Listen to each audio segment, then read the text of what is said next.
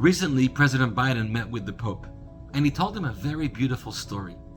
There was a great American baseball pitcher, Satchel Paige. He was an African American. And at that time, because of his skin color, he had a very hard time becoming accepted in the Major League Baseball. Sure enough, though, at age 42, he debuted his first game in Major League Baseball, which was a record. And at that age, most pitchers are well beyond their prime or well beyond their careers, but he was pitching amazingly. 5 years later, on his 47th birthday, he threw amazing winning pitches. And so they asked him, Satchel, at your age, how are you still pitching like that?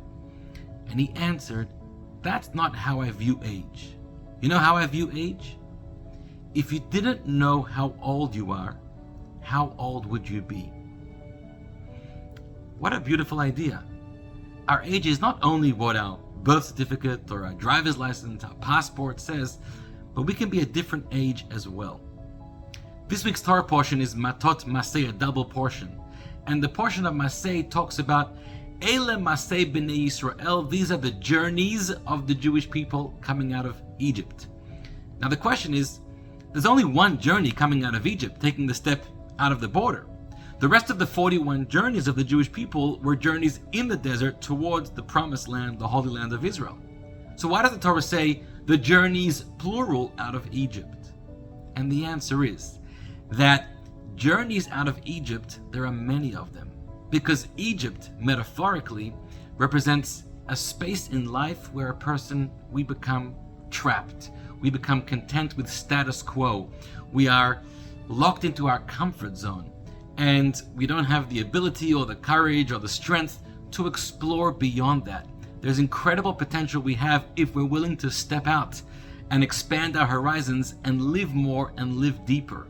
That's the journey out of Egypt. And there are many journeys. Life is a series of journeys out of Egypt, because every time you take a step out of your Egypt and you make progress forward to think bigger and do more than you're used to and that you're comfortable with, you've left Egypt. But you've entered into another Egypt, a new plateau, because your potential is almost like infinite. You can keep going and going. And so the story of our life is the story of, hopefully, journeys, many journeys out of Egypt towards greater promised lands and redeemed spaces for ourselves. So, how old are you? Only you get to decide. How much of your life have you actually lived? Shabbat Shalom.